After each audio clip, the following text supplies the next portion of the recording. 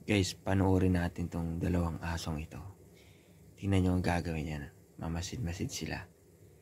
Tingnan natin ha. Yan. Nag-iisip sila, nagpaplano sila.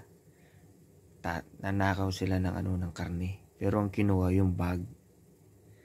Ayan. Kaya yung mayari yun. Inabot siya ngayon.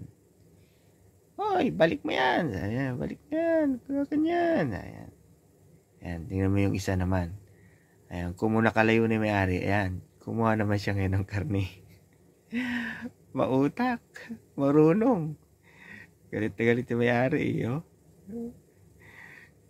Wala siyang nagawa. O di, inayaan niya na. Bumalik na siya sa tindahan. Yung dalawang aso naman, kinakain.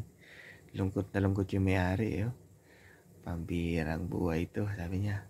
Tapos biglang nakita niya, ibinalik ng asong puti yung bag. Sabay alis.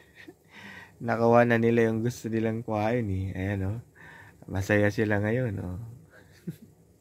Ang galing.